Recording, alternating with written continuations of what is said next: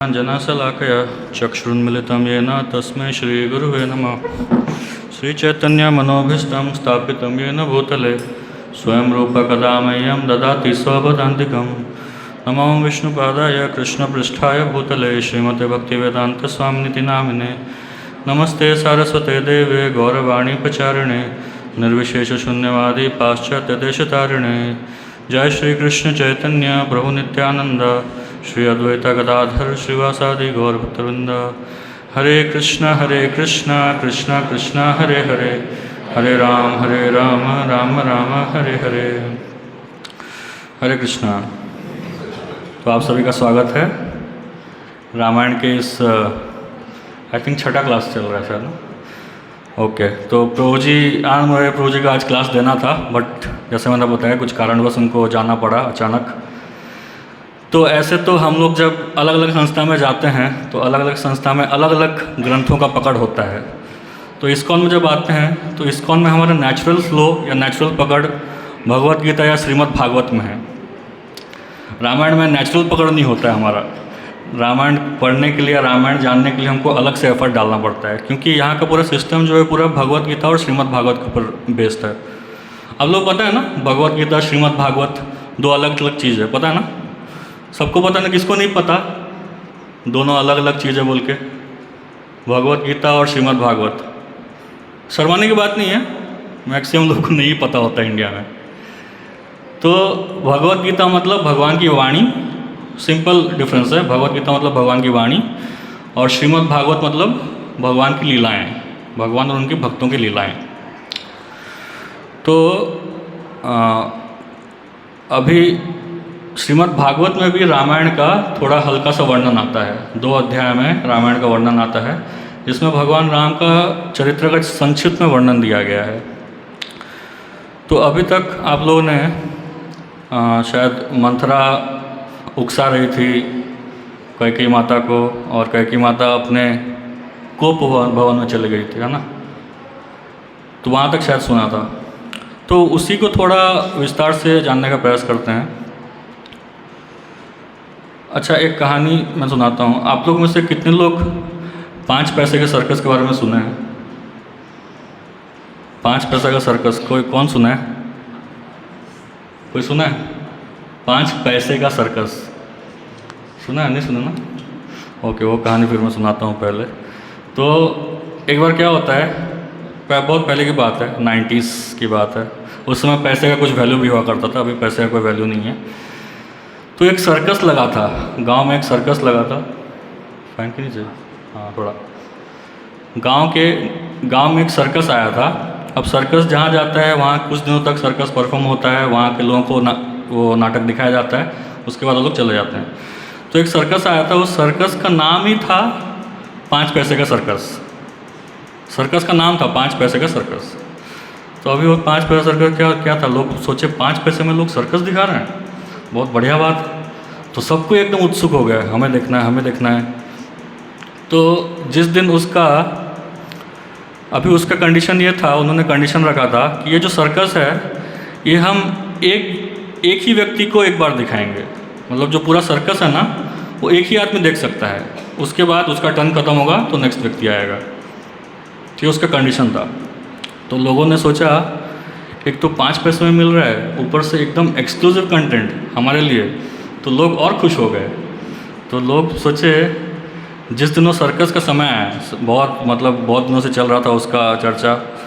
तो जैसे अभी तो जब हम तत्काल टिकट करते हैं तो अभी तो जैसे मोबाइल में कर लेते हैं, इंटरनेट में कर लेते हैं। आज भी आप जाएंगे, जो काउंटर में होता है ना, तो काउंटर में एक दिन पहले से लाइन लगा रहता है ना? तो ये सर्कस देखने के लिए भी ऐसे ही लाइन लगा था, एक दिन पहले से लोग लाइन लगा के खड़े हो गए थे।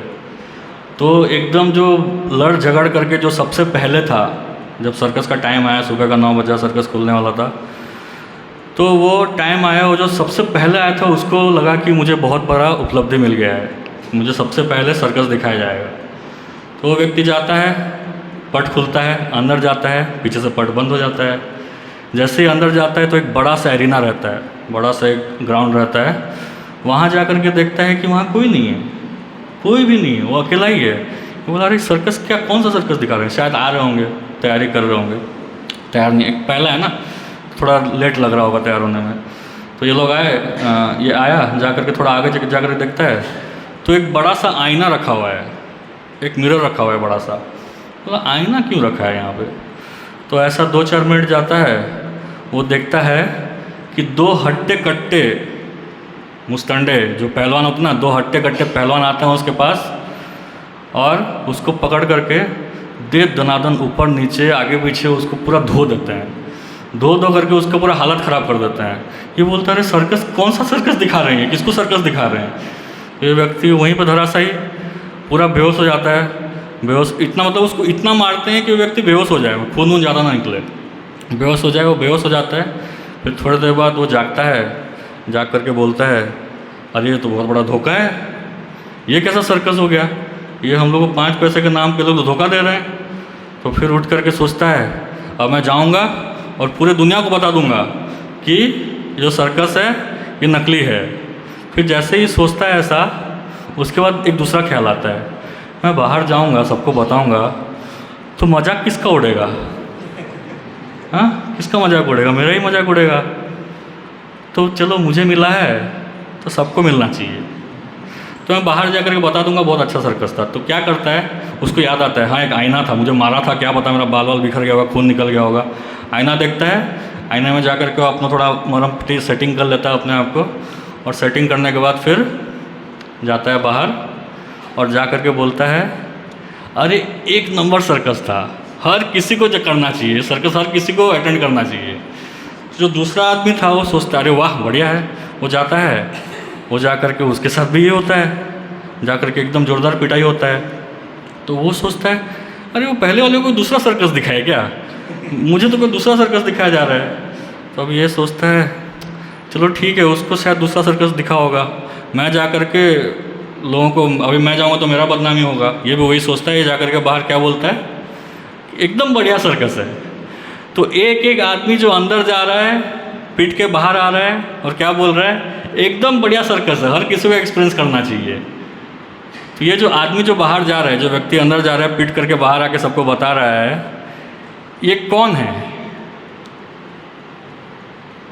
कौन है ये व्यक्ति? किसके बारे में यहाँ बात हो रहा है? हाँ, ये हम सभी का बात हो रहा है। हम दिन रात वही हमारा चक्कर चल रहा है, दिन रात हम घिस रहे हैं, पीट रहे हैं, माया द्वारा पीटे जा रहे हैं, लोकल ट्रेन के धक्के खा रहे हैं।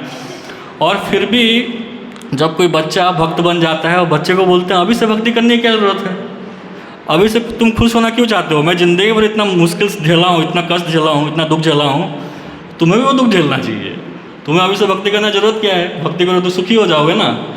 तो इसलिए भक्ति करने की कोई ज़रूरत नहीं है। तो ये है 5 पैसे का सर्कस, हम सभी को ये दिखाया जा रहा है। ये जो माया जगत है ना, ये 5 पैसे का सर्कस ही है, हम सभी को दिखाया जा रहा है, हम सभी उसमें पिट रहे हैं। लेकिन फिर भी हम सोच रहे हैं, हम क्या सोच रहे हैं कि हमारा बदनामी नहीं होना चाहिए, हम किसी को सच नहीं बताना चाहते हैं। लेकिन हर किसी का ये कंडीशन है, हमें लगता है कि बस हमारा कंडीशन है, लेकिन हर किसी का ये कंडीशन है।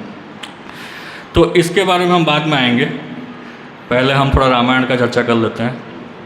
अभी रामायण में आप लोगों ने देखा मंथरा जो है ये आती है और कैकेयी को एक बहुत गलत तरीके से उसका माइंड इन्फ्लुएंस करती है ना। अभी इस मंथरा के बारे में कहा गया है, कई जगह कई लोग कहते हैं कि ये मंथरा कहाँ से आई और जब भगवान राम वापस आ गए तो उसके बाद कहाँ गई, किसी को कुछ पता नहीं है, उसका कुछ वर्णन नहीं आता है कि इधर से आई थी, उसका बैकग्राउंड क्या था, उसके बाद कहाँ चले गई, कुछ पता नहीं था। कुछ आचार्य ऐसा कहते हैं कि ये देव योग था, जो देवतागण थे वो चाहते थे कि अगर ऐसा कोई ना हो तो भगवान राम आगे चल कर के रावण को मारने ही नहीं जाएंगे, कोई हो उकसाने के लिए कि भगवान वन में जाएं और वन में जा करके फिर उकसाए, तब जा करके ऐसा कुछ होगा। तो ये मंथरा को देवताओं ने ही प्लेस किया था। होता है ना आतंकवादी लोग स्लीपर सेल डालते हैं, है ना, कई जगह रहते हैं स्लीपर सेल डालते हैं, जब उसका टाइम आता है तो एक्टिवेट होता है। ऐसी नॉर्मल ज़िंदगी जीते रहते हैं, जब टाइम आता है तो एक्टिवेट होता है। वैसे ही मंथरा को भी ऐसे ही रखा गया था, मंथरा देवताओं की स्लीपर सेल थी, उसको उसके लिए रखा गया था और जब टाइम आया तो उसको एक्टिवेट किया गया। अभी देखिए मंथरा और कैकेयी के जीवन से ना हम दोनों के जीवन से हम सीख सकते हैं कि हमारे जीवन में कैसे उनका इफ़ेक्ट आता है। जैसे मंथरा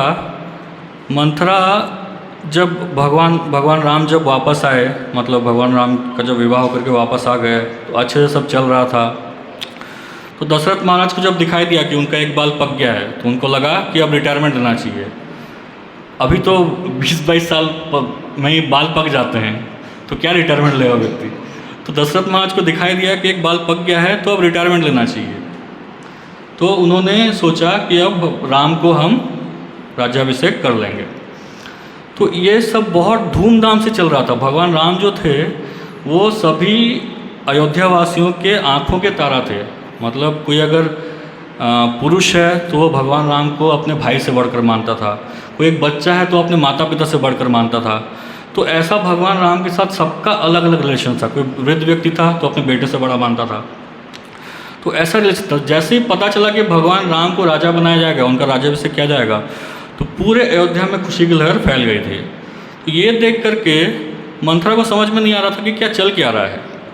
तो मंथरा जाकर के पूछती है कुछ लोगों को, तो उसको बताया जाता है कि भगवान राम का राज्याभिषेक होने वाला है।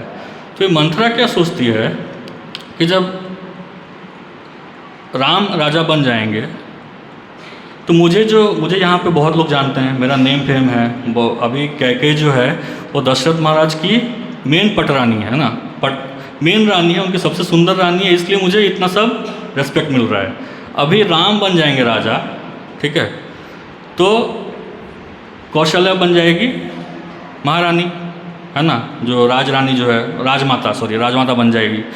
और अगर कौशल्या राजमाता बन गई तो भरत राम के सेवक और कैकेयी कौशल्या की दासी बन जाएगी। और जब कैकेयी दासी बन गई तो मेरा क्या होगा, मेरा जो रिस्पेक्ट है वो कहाँ चला जाएगा, सब पानी में चला जाएगा। तो ऐसा हम सब के अंदर एक एक मंत्रा है। हम एक देश, देखिए हर कोई ये करता है, हम एक देश का गुणगान क्यों करते हैं, क्योंकि हम उस देश में पैदा हुए हैं। वो देश इसलिए महान नहीं है कि उसमें कुछ गुण है, क्योंकि हम उसमें पैदा हुए हैं इसलिए वो देश महान है। एक कुल क्यों महान है, क्योंकि हम उसमें पैदा हुए हैं, है ना। एक जाति क्यों महान है, क्योंकि हम उसमें पैदा हुए हैं। एक स्कूल क्यों महान है, क्योंकि हम उसमें पढ़ाई किए हैं। एक कंपनी क्यों महान है, क्योंकि हम उसमें काम करते हैं। अरे तुम्हारे कितने पहले से वो कंपनी था, ये सब कुछ था, कितना महान ऑलरेडी था वो, लेकिन तुम्हारी वजह से ऐसा हमको लग रहा है कि हमारी वजह से वो महान है और इसलिए हम उसका गुणगान करते हैं। समझ रहे ना, बात समझ रहे हैं आप लोग। मतलब क्योंकि वो हमसे रिलेटेड है इसलिए हम उस चीज़ का गुणगान कर रहे हैं। वैसे ही अगर देखिए किसी से हमें कुछ मिल रहा है, मैटेरियल चीज़ें, कुछ भौतिक चीज़ें हमें मिल रही हैं किसी से, तो हम हमेशा चाहेंगे कि उसका भला हो, है ना। जब तक हमारे पास धन दौलत है तब तक सब रिश्तेदार हमारे पास आते हैं। जैसे ही हम कंगाल हो जाते हैं कोई रिश्तेदार पानी तक पूछने नहीं आता है ना। तो ऐसा ही है, ऐसा मेंटलिटी हम सब में है, हम भी ऐसे ही करते हैं। जब तक सामने वाले के पास कुछ सुख सुविधा है हमको प्रदान करने के लिए, उसके पास हम जाते हैं। जैसे ही ख़त्म हो गया हम नहीं जाएंगे। तो ये जो मंथरा वाला मेंटलिटी है ना, इससे दूर होना बहुत ज़रूरी है। ये मंथरा का मेंटलिटी क्या करता है, पूरा भगवान राम को वनवास में भेज देता है ना। मतलब भगवान राम को हमारे हृदय से दूर भेज देता है। इस तरह का जो मेंटलिटी है भगवान राम को हमारे हृदय से दूर भेज देगा। उसी तरह कैकेयी जो है, कैकेयी तो अच्छे उसका सब कुछ परवरिश अच्छा था, सब कुछ अच्छा था। तो फिर कैकेयी को कैसे असर पड़ गया, कैकेयी को क्यों असर पड़ा। हाँ, कैकेयी को संगत का असर, कैकेयी के तो और बहुत सारा संगत था। राम राज्य में खाली एक मंथरा गड़बड़ थी, बाकी पूरा का पूरा तो राम राज्य था ना। तो एक का संग कैसे पड़ा और बाकी सब का संग कैसे नहीं पड़ा, ये सोचने की बात है। तो उसका संग इसलिए पड़ा क्योंकि कैकेयी भले ही जानती होगी कि ये गलत है, ये जो मंथरा है गलत है, लेकिन क्योंकि मंथरा ने उसका अच्छे से सेवा किया है ना, अच्छे सेवा किया है, तो वो ऋणी बन गई है। ऋणी बनने के कारण उससे आसक्त हो गई है। अभी उसको लग रहा है कि इसका बात मैं नहीं सुनूंगी, इसका सेवा मैं नहीं लूँगी तो ये मेरे से दूर चले जाएगा, मेरा सेवा कौन करेगा। समझ रहे हैं बात को। मतलब किसी से अगर हम बहुत ज़्यादा आसक्त हो जाते हैं, किसी से ऋणी हो जाते हैं, तो वो अगर गलत भी बोले ना तो वो हमको सही लगता है, उसको हम मनाने के लिए हर वो चीज़ करते हैं जो हर तरह से गलत हो। तो हमारे अंदर ये दोनों चीज़ें हैं, मंथरा भी है, कैकेयी भी है, ये दोनों से दूर रहना चाहिए। अभी कैकेयी का अगर इंटेलिजेंस शार्प होता, उसको अगर समझ में आता कि हाँ ये व्यक्ति गलत है, इसके साथ मुझे ज़्यादा आसक्त नहीं होना चाहिए, अल्टीमेटली हर कोई मरने वाला है, हर किसी का प्राण जाने वाला है, तो ये आज है कल नहीं रहेगी, ऐसा अगर उसको ज्ञान होता तो वो उससे ऋणी नहीं होती, उससे आसक्त नहीं होती, उसको समझ में आता। पहले से उसको भगवान राम के प्रति बहुत उनको आदर था, आदर सम्मान बहुत था ऑलरेडी, बहुत उनको अपने बेटे जैसा ही मानते थे, लेकिन बस क्योंकि इससे ज़्यादा आसक्त थी कैकेयी, इसलिए इसके हर एक बात को सुन करके उसी के रास्ते में चलने लगी। तो ये जब कोप भवन में थी, तो कोप भवन में जब रहती है, बहुत ही मार्मिक प्रसंग है ये, रामायण का एक बहुत ही मार्मिक, मतलब कोई भी एक सुनेगा तो उसका रोमांच हो जाता है ये प्रसंग सुनने से।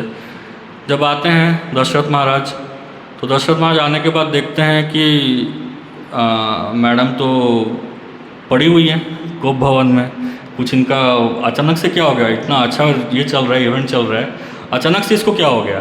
तो जा करके बोलते हैं, उसको अच्छे से रिझाने का प्रयास करते हैं, अरे मेरी रानी तुम सबसे सुंदर हो, तुम मेरे सबसे प्यारी रानी हो, तुमको क्या चाहिए बताओ, तुम जो बोलोगे मैं पूरा करने के लिए तैयार हूँ। तो ऐसा बोलते हुए जब महाराज ने ये बोल दिया कि तुम जो बोलोगे मैं पूरा कर दूंगा, फिर कैकेयी का मुंह खुला, पक्का ऐसा बोला उसने। तो महाराज बोले और क्या, अरे आज तक क्या किसी चीज़ में मैंने मना किया है क्या।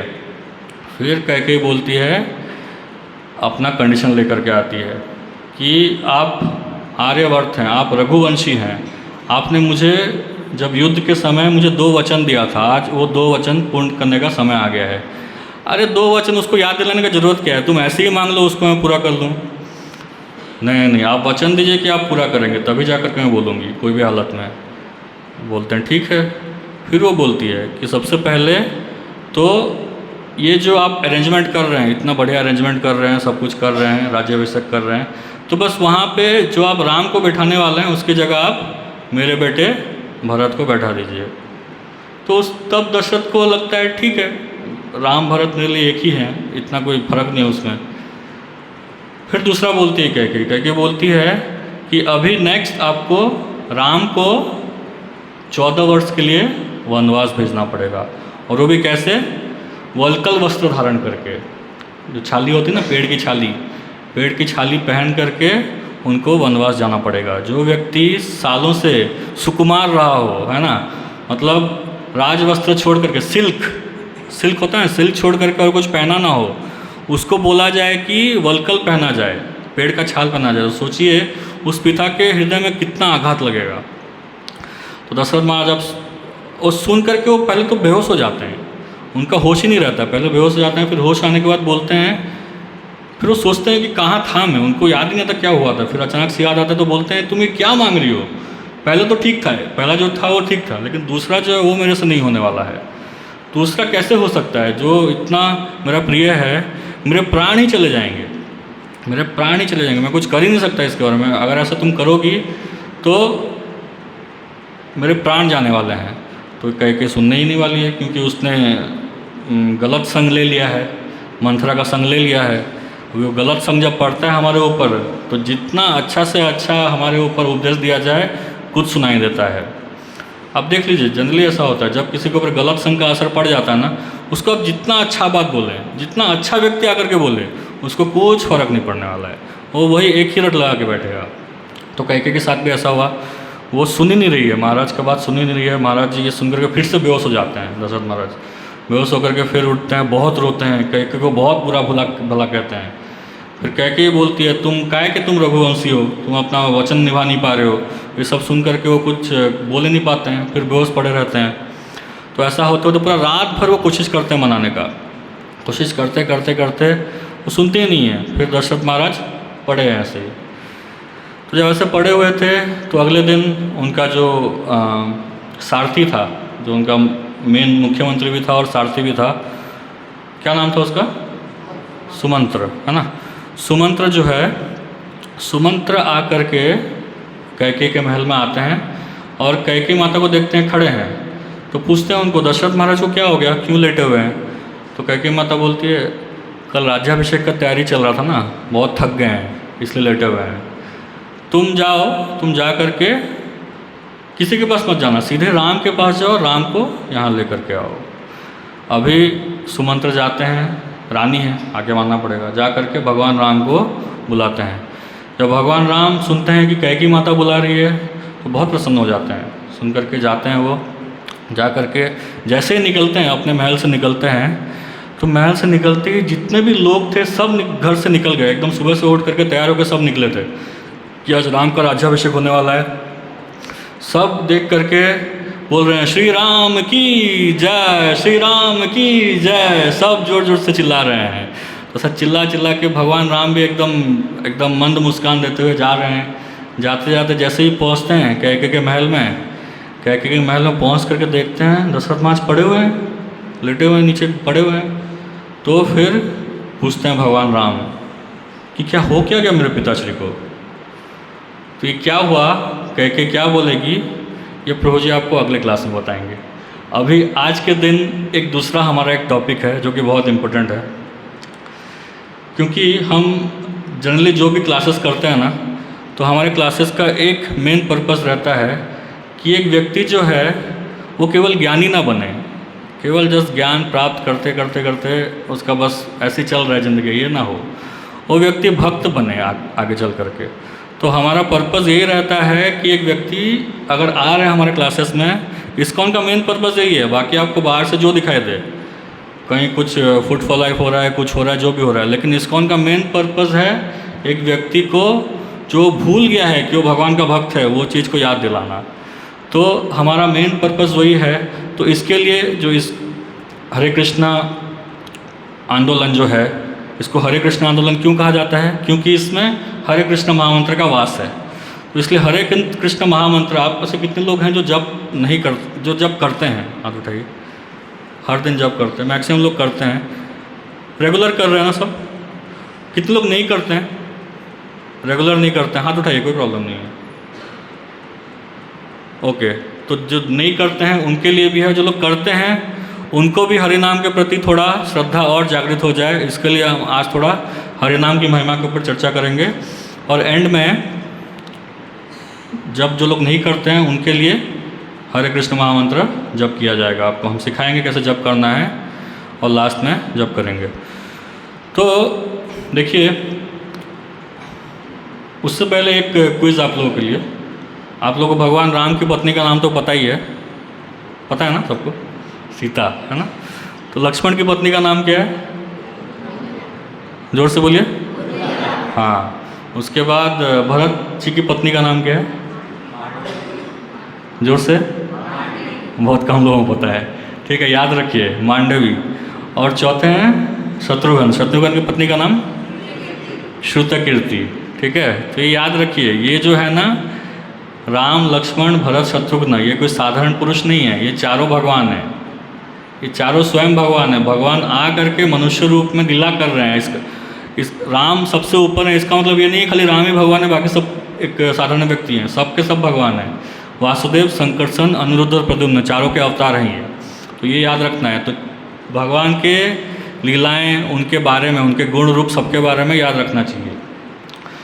तो अभी जैसा कि मैं कह रहा था, सबसे स्टार्टिंग में मैंने बोला था कि हम सब की ऐसी स्थिति है कि हम पिसे जा रहे हैं, हम पिटे जा रहे हैं। वो 5 पैसे के सर्कस में हम जा रहे हैं, वहाँ हमारी पिटाई हो रही है और हम बाहर आकर के बोल रहे हैं कि बहुत बढ़िया सर्कस था, है ना। तो ये सब से कोई अगर बाहर निकलना चाहता है तो बाहर निकलने का तरीका क्या है। आप अलग अलग संस्था में जाएंगे, विशेष करके जो प्रामाणिक संप्रदाय हैं वहाँ पे अगर आप जाएंगे तो अलग अलग तरीके हैं। वेदों में अलग अलग तरीके बताए गए हैं। तो ऐसे अलग अलग युगों में अलग अलग तरीके हमको बताए जाते हैं। तो भागवतम में एक श्लोक आता है, आप में से कई लोगों को पता भी होगा। उसमें कहा गया है, कृते तद ध्यातो विष्णु त्रेतायाम यजतो मखे द्वापर्य परिचर्यायाम कलौ तद हरि कीर्तनाद। तो जो 4 युग हैं, सत्ययुग, त्रेता युग, द्वापर युग, कलयुग, ये चारों में भगवान को प्राप्त करने के या भगवान को जानने का अलग अलग तरीका था। जो सत्ययुग था, सत्ययुग में कृते तद ध्यायतो विष्णु। कृते मतलब सत्ययुग में भगवान को प्राप्त करने का तरीका था ध्यायतो विष्णु, ध्यान करना। सालों साल बैठ करके भगवान का ध्यान करिए। तो ध्यान करने के लिए बहुत समय चाहिए होता है। अभी आप थोड़े 5-10 मिनट के लिए ध्यान कर लिए, बोले कि मुझे ध्यान हो गया, यह ध्यान नहीं होता है। ध्यान करने के लिए बहुत समय चाहिए होता है। और आज का समय जो हमारा है उसमें अगर हम ध्यान करने जाएं तो क्या होगा? 2 चीज़ हो सकता है, या तो सो जाएंगे, वो सबसे कॉमन चीज़ है, या तो सो जाएंगे ध्यान करने जाएं, या दूसरा देखिए इसका एक उदाहरण है। जब हम योगा करते हैं तो योगा करते टाइम अंत में एक शवासन होता है ना। शवासन एक आसन है, उसमें सोया नहीं जाता है, लेकिन 99.9% लोग जब शवासन करते हैं तब सो जाते हैं। तो ध्यान करना हमारे वश का बात नहीं है। यह हमें समझना चाहिए कि हम इस समय ध्यान नहीं कर सकते, हमारा कंडीशन नहीं है कि हम ध्यान कर सकें। तो कृते तद ध्यायतो विष्णु, ध्यान करना सबसे पहला सत्ययुग में था, क्योंकि उस समय लोग 1 लाख साल तक जिंदा रहते थे। तो पहले 5-10 हज़ार साल थोड़ा कर लिए भगवान का, मतलब अपना गृहस्थ जीवन जी लिए। उसके बाद 80-90 हज़ार साल वो भगवान का ध्यान ही करते थे, और ध्यान करके फिर अंत में भगवत धाम जाते थे। देखिए आप दशरथ महाराज का भी देखेंगे तो दशरथ महाराज ने 60,000 वर्षों तक राज किया था ना। तो क्योंकि वो सत्ययुग में थे, सत्ययुग से त्रेतायुग में जो ट्रांजिशन चला था उस टाइम में थे, इसलिए उनका आयु उतना लंबा था। 60,000 साल तक उन्होंने राज किया था। तो कृते तद ध्यायतो विष्णु। उसके बाद त्रेतायाम यजतो मखे, मतलब त्रेता युग में कौन सा तरीका था? यज्ञ करना। अभी हाल ही में हुआ ना एक बड़ा सा यज्ञ, है ना। तो यज्ञ करना, त्रेता युग में यज्ञ हुआ था। अब जो यज्ञ हुआ था उस यज्ञ में जो आहुति दी जाती है तो वो देवताओं का आह्वान किया जाता है। और जो देवता हैं वो देवता इस धरती का केवल एक ही चीज़ खाते हैं। पता है आप लोगों को? इस धरती का केवल एक ही चीज़ खाते हैं। क्या खाते हैं? आहुति, मतलब आहुति में क्या डालते हैं हम मेनली? हाँ, घी खाते हैं। घी कौन सा? हाँ, देसी गाय का शुद्ध घी। तो जो घी बनता है, घी बनाने का प्रोसेस आप लोगों को पता होगा कि घी जब बनाना होता है तो गौ माता से जब दूध निकलता है तो दूध का दही जमाया जाता है, ठीक है। दही जमाने के बाद उससे दही से मक्खन निकाला जाता है, दही को मथा जाता है। ये नहीं कि आजकल जो माताएं रहती हैं घर में, अभी तो वो भी नहीं बनाती हैं घर में, पहले कुछ 8-10-15 साल पहले माताएं घर में तो दूध आता था, दूध का ऊपर का जब मलाई निकल जाता था, मलाई को फ्रिज में रखते थे और फ्रिज में रख करके एक 15-20 दिन बाद उस मलाई को निकालेंगे, उसको मथेंगे और उससे जो निकला मक्खन उसका घी बनाया जाता। तो ये जो है केवल कोलेस्ट्रॉल है, ये घी नहीं है, ये केवल कोलेस्ट्रॉल है, ठीक है। तो वो खाएंगे तो हमारा कोलेस्ट्रॉल ही बढ़ने वाला है। तो घी जो होता है वो दही को मथ के, दही को जो दही निकला और उसको मथने के लिए एक पर्टिकुलर टेम्परेचर चाहिए आपको, या तो सूर्योदय के पहले करना है या सूर्यास्त के बाद करना है। तो मोस्टली सूर्योदय के, इसलिए आप देखेंगे जब भी हम सुनते हैं वो दामोदर लीला हम सुनते हैं तो यशोदा माता एकदम सुबह सुबह दही मथ रही होती है ना, क्योंकि वही उसका समय है, उसी समय में मक्खन निकलेगा, नहीं तो दूसरे समय मक्खन निकलेगा नहीं। तो उससे निकल करके जब मक्खन निकलता है तो आप लगभग 30 लीटर दूध लीजिए, 30 लीटर दूध का दही जमाइए तो उससे 1 लीटर या 1 किलो मक्खन निकलेगा, ठीक है। 30 किलो दूध से 1 किलो मक्खन, और उसको आप घी बनाएंगे तो एक कुछ 900 ग्राम घी निकलेगा, ठीक है, 900-950 ग्राम घी निकलेगा। तो अभी आप सोच लीजिए 30 किलो दूध है ना, 30 किलो दूध, वो भी कौन सा? देसी गाय का दूध। अब देसी गाय का दूध किन किन के घर में आता है? किसके घर में देसी गाय का दूध आता है? तो पहले तो आप ये हैबिट चेंज करिए, जो आप देसी गाय का दूध नहीं पी रहे हैं ना, तो जो दूसरा दूध पी रहे हैं ना उससे कोई फ़ायदा नहीं होता है। वो जो जर्सी गाय का या जिसका भी, एक भैंस का दूध पी रहे हैं तो बस वैसे भैंस जैसे ही होते रहेंगे और कुछ नहीं होगा।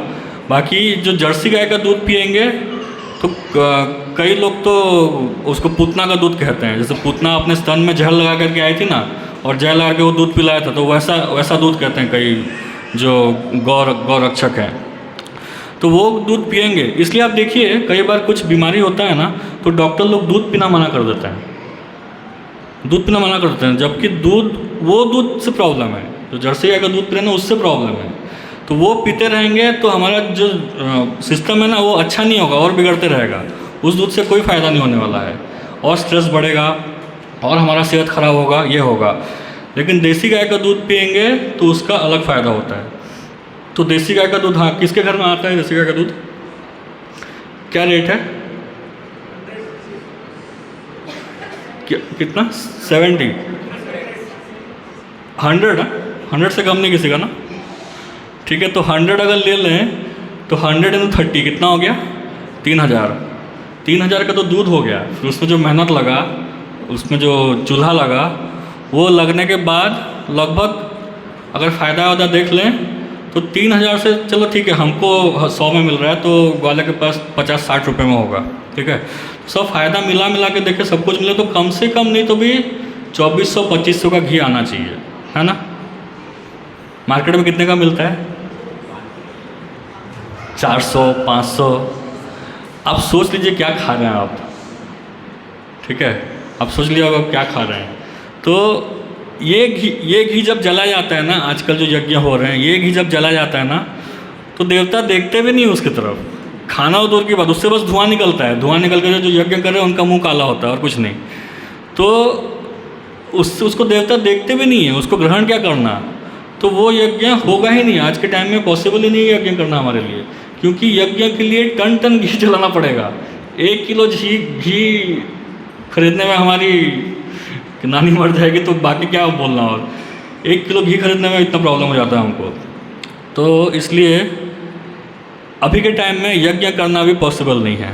तीसरा हो गया द्वापर युग परिचर्यायाम, मतलब द्वापर युग में जो कौन सा तरीका था, बड़े बड़े मंदिर बनाइए, भगवान के बड़े बड़े मंदिर बनाइए, बड़ा उनका बहुत सुंदर तरीके से उनकी पूजा अर्चना कीजिए। बड़े बड़े मंदिर बना करके आप पूजा अर्चना कीजिए। अभी आप इस खारघर मंदिर में आते हैं, है ना, इसका कंस्ट्रक्शन हो रहा है 15 साल के ऊपर हो गया है, वो मंदिर बन नहीं रहा है। एक मंदिर बनाने में कितना कष्ट लग रहा है ना। एक वो राम मंदिर बनने में कितना साल लग गया।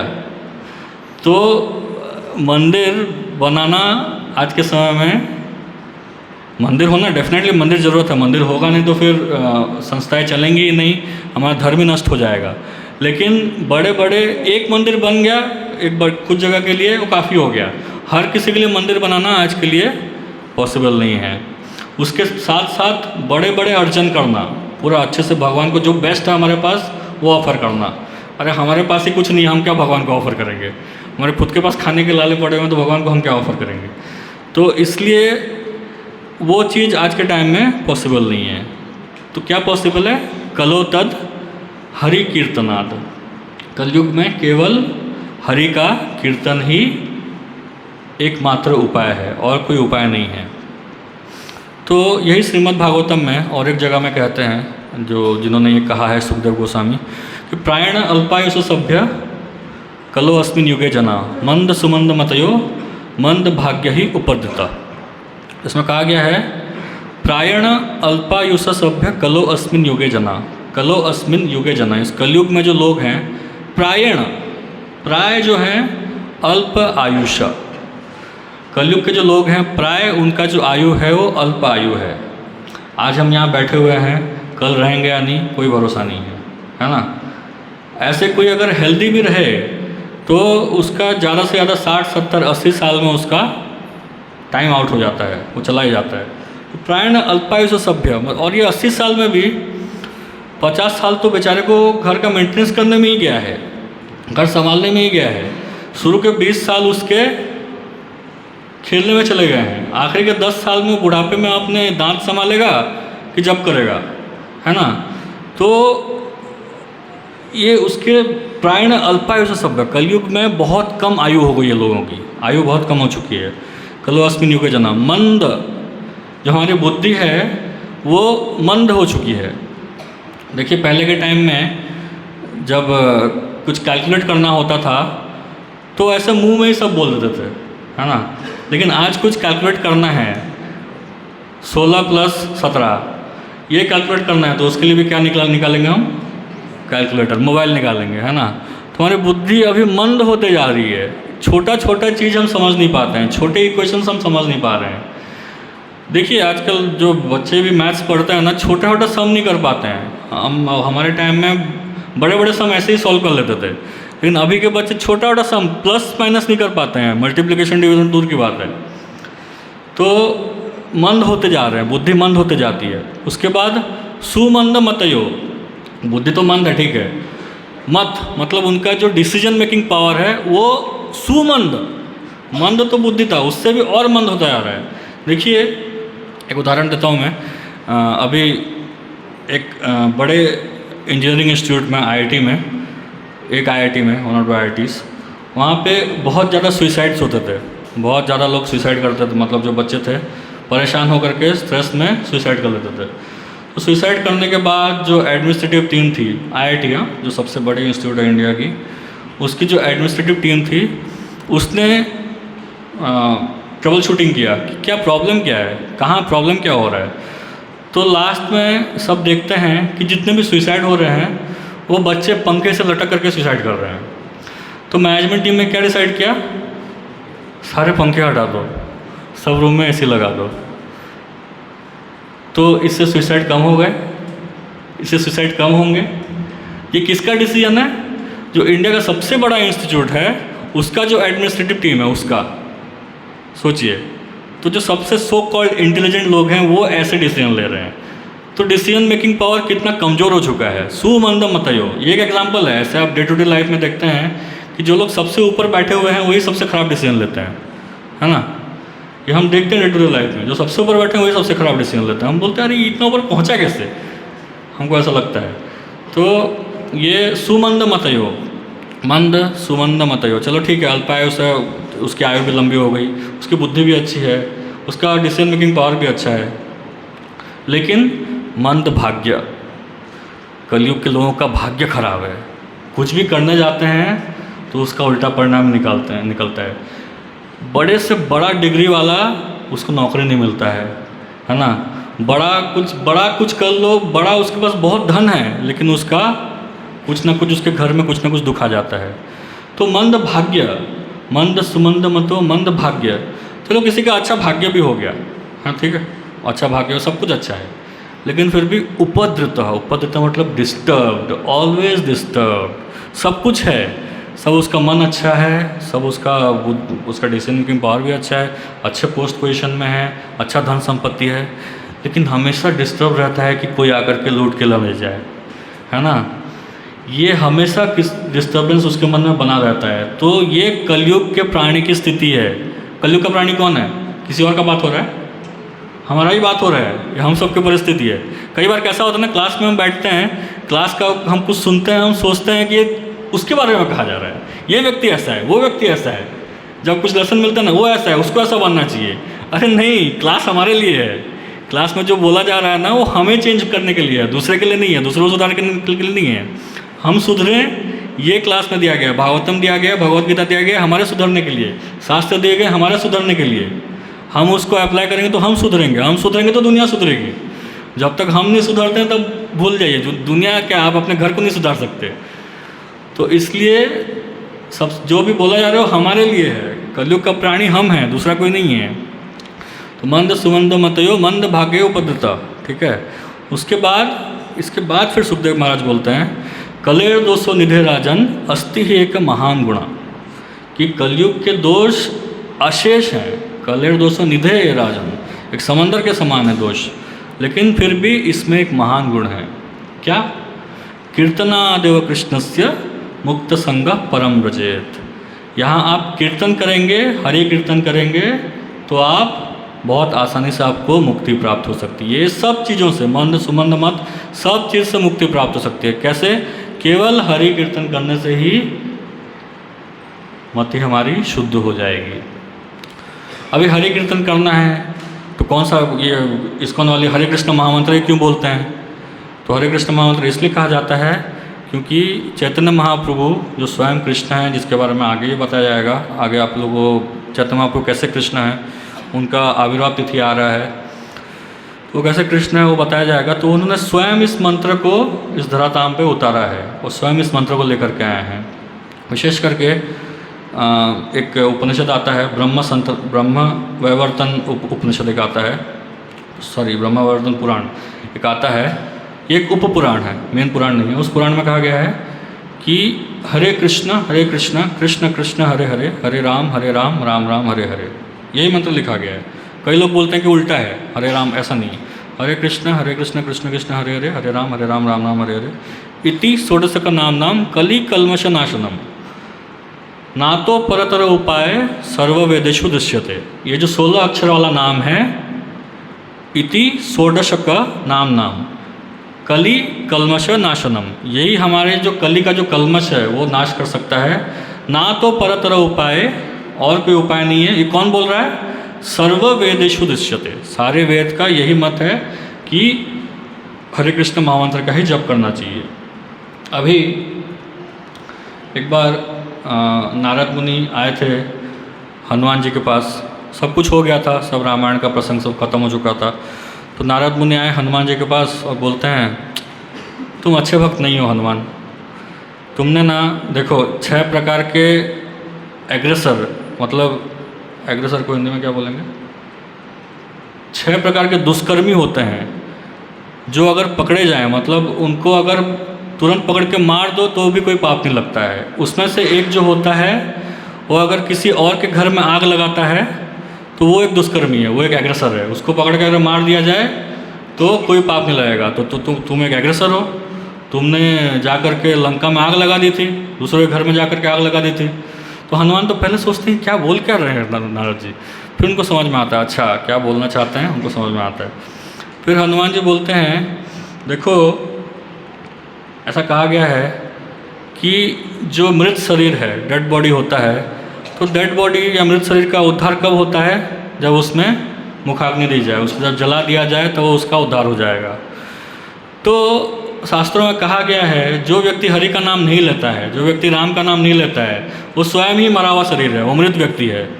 तो मैंने जा कर के वहाँ सब मृत व्यक्ति पड़े हुए थे, मृत महल पड़े हुए थे, वहाँ जा कर के आग लगा दिया। कौन सा गलत काम किया मैंने? केवल एक जगह छोड़ दिया मैंने। कौन सा जगह था? विभीषण का महल। क्यों? क्योंकि वहाँ राम का नाम चल रहा था, तो वो जगह छोड़ दिया। तो सोच लीजिए, अगर आप भगवान का नाम ले रहे हैं तो हनुमान जी आपके ऊपर कृपा बरसाएंगे। अगर आप भगवान का नाम नहीं ले रहे हैं तो क्या करेंगे? हनुमान जी आपका घर जलाएंगे, दूसरा कोई व्यक्ति नहीं आएगा, हनुमान जी हम आपका घर जलाने वाले हैं। तो इसलिए हरि नाम लेना इतना आवश्यक है। इवन हनुमान जी भी, रामायण में हम देखते हैं हनुमान जी, एक भजन आता है ना, जिस सागर को बिना सेतु के कूद ना सके राम, उस सागर को कूद गए हनुमान, उसी को लेके राम का नाम, हरि से बड़ा हरि का नाम, है ना। तो भगवान का जो नाम है वो बहुत आवश्यक है। भगवान को प्राप्त करना है, भगवान को प्रसन्न करना है, तो भगवान का नाम लेना बहुत आवश्यक है। पद्म पुराण में कहा गया है, नाम चिंतामणि कृष्ण चैतन्य रस विग्रह पूर्ण शुद्ध नित्य मुक्त अभिन्नत्वम नाम नामिनो। ये पद्म पुराण में श्लोक आता है। नाम चिंतामणि कृष्ण, कृष्ण का जो नाम है वो चिंतामणि है। चिंतामणि मतलब क्या होता है? हाँ, टच स्टोन, करेक्ट। तो टच स्टोन मतलब उससे आप जो डिज़ायर करते हैं उसको आप मिल जाता है ना। टच स्टोन कई जगह बोलते हैं कि वो जहाँ आप जो छुएंगे तो सोना बन जाता है, लेकिन चिंतामणि का असली अर्थ होता है कि उससे आप जो डिज़ायर करेंगे वो आपको प्राप्त हो जाएगा। तो नाम चिंतामणि कृष्ण, कृष्ण का जो नाम है वो चिंतामणि है, उससे हम जो डिज़ायर करते हैं वो फुलफिल हो जाता है। नाम चिंतामणि कृष्ण चैतन्य रस विग्रह, सारे रसों का सार है इसमें, सारे रसों का सार है कृष्ण के नाम में। पूर्ण शुद्ध, इससे शुद्ध और कुछ है नहीं, भगवान के नाम से शुद्ध कुछ है ही नहीं, तो इस नाम को हमें लेना चाहिए, इससे शुद्ध कुछ है नहीं। नित्य मुक्त, भगवान का जो नाम है नित्य मुक्त है, भगवान के नाम के ऊपर कोई बंधन नहीं है।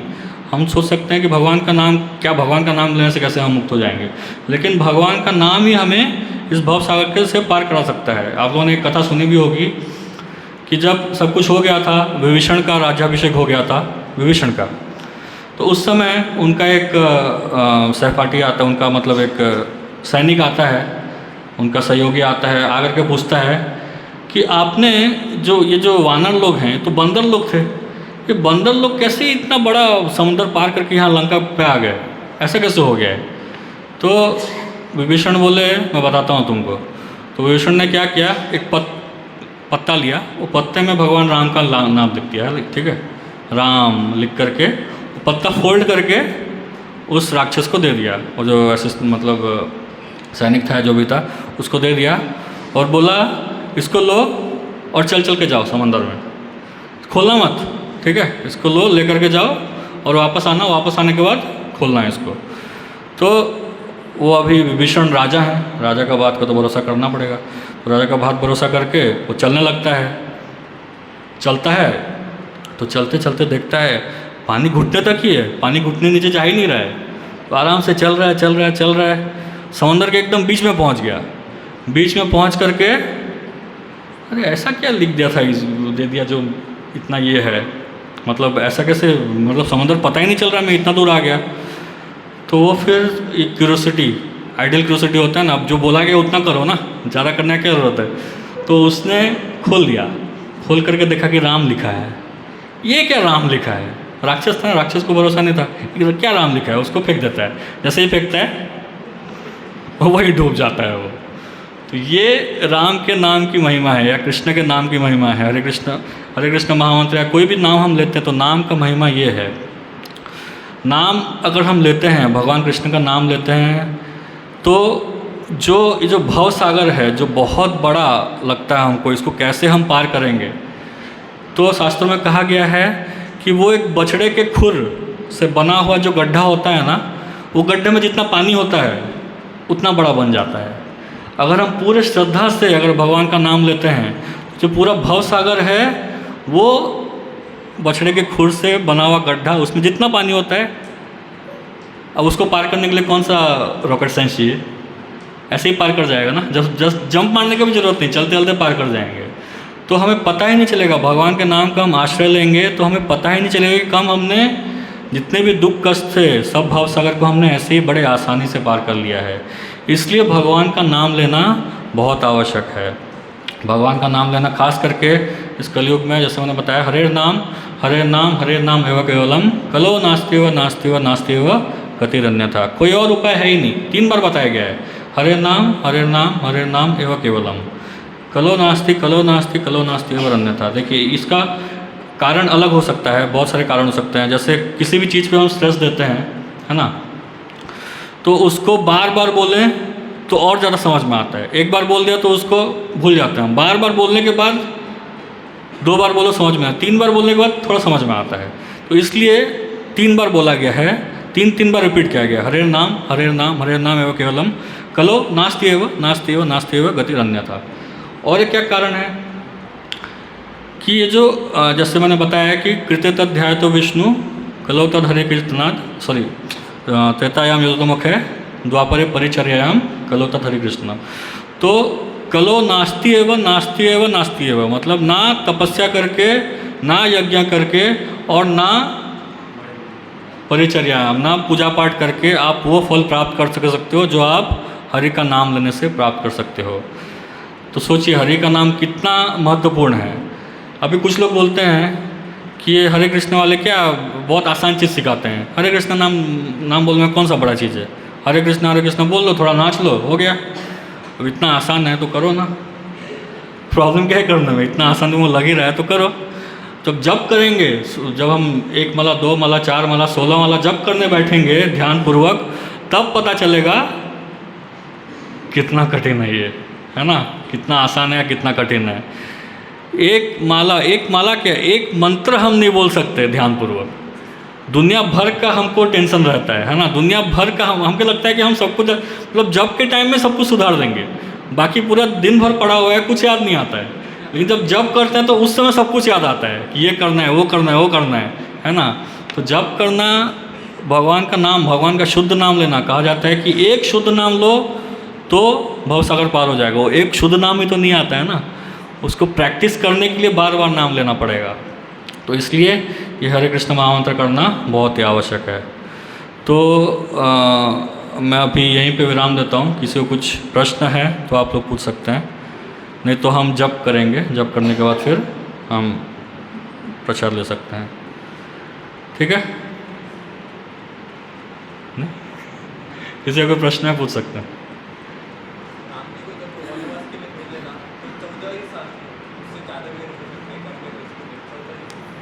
अब इसका आंसर प्रभु जी दे सकते हैं। प्रभु जी का क्वेश्चन है कि राम जी को जब वनवास भेजा गया तो 14 साल ही क्यों? एग्जैक्टली 14 का मीनिंग क्या है? तो मुझे इसका आइडिया नहीं है फ़िलहाल, पढ़ना पड़ेगा। प्रभु जी को शायद पता हो एग्जैक्टली 14 साल क्यों है। एक बड़ा काल होगा, एक बड़ा समय होगा, तो उस टाइम में वो अपना राजपाट भी भूल जाएंगे और भारत यहाँ पे एस्टेब्लिश हो गया होगा, इसलिए थोड़ा ज़्यादा टाइम सोचा होगा। अभी उससे ज़्यादा क्यों वो पता नहीं। ठीक, और कोई प्रश्न? राम अभी तक वनवास गए नहीं है, उससे पहले का क्वेश्चन आप पूछिए। ठीक है, और कोई प्रश्न?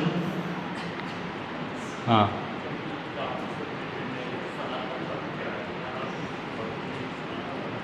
हाँ, तो ये रोजन ने अच्छा क्वेश्चन पूछा है कि सनातन धर्म क्या होता है।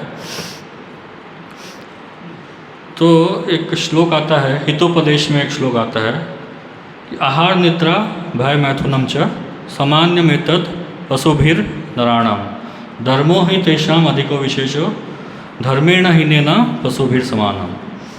इसमें कहा गया है कि आहार निद्रा भय मैथुन मतलब खाना सोना, भय मतलब अपना शेल्टर खोज बनाना, घर बनाना या फिर अपना प्रोटेक्शन करना, और मैथुन सेक्स लाइफ। ये चार सामान्यम एतत् पशुभिर नराणाम, ये चार जो है ये पशु में और पुरुष में, नर में सेम होता है।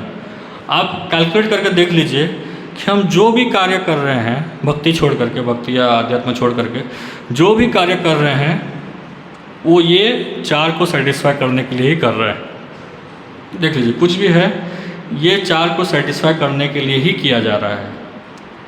आहार निद्रा भय मैथुन, ये चार सेटिस्फाई करने के लिए किया जा रहा है। तो ये चार, अगर यही चार कर रहे हैं, मनुष्य भी यही चार कर रहा है, पशु भी यही चार कर रहा है, तो मनुष्य बेटर कैसे हुआ, पशु से बेटर कैसे हुआ? तो वहाँ बताया गया है धर्मो ही तेषाम अधिको विशेषो धर्मेण हीनेन पशुभिर समानम।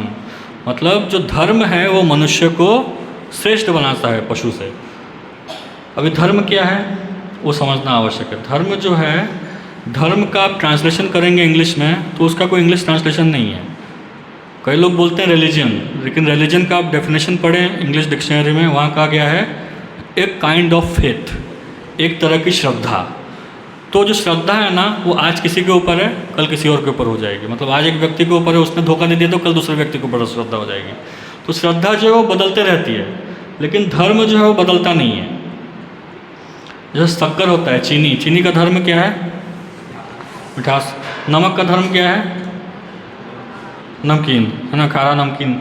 वो अगर मीठा लगे नमक उतना धर्म निभा रहा है नहीं, उतना धर्म खो बैठा है। वैसे पानी का धर्म क्या है? तरल होना है ना। अग्नि का धर्म क्या है? ताप और प्रकाश देना, ठीक है। वैसे ही हर जीवात्मा का एक धर्म होता है जिसको कहते हैं सनातन धर्म, ठीक है।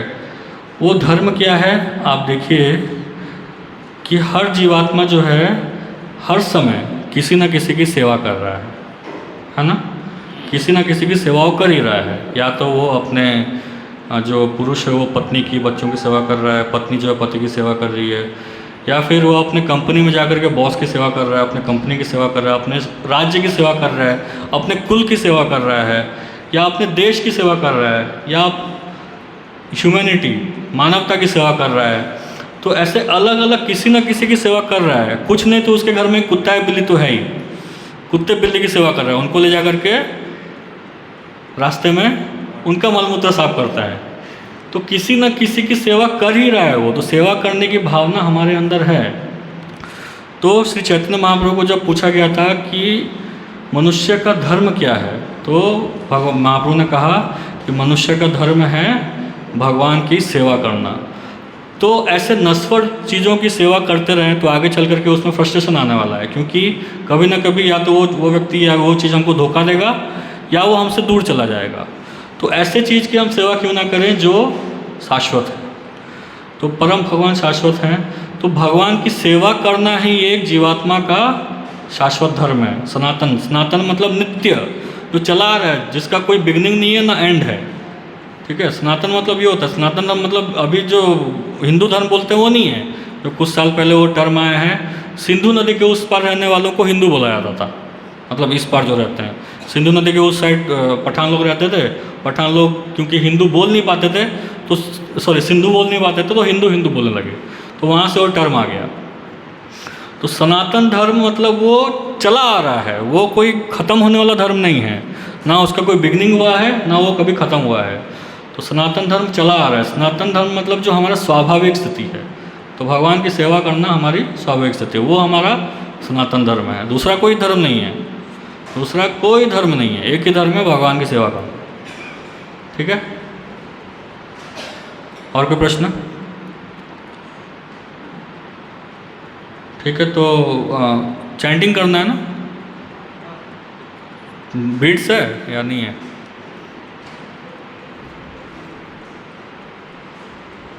रिकॉर्डिंग बंद है।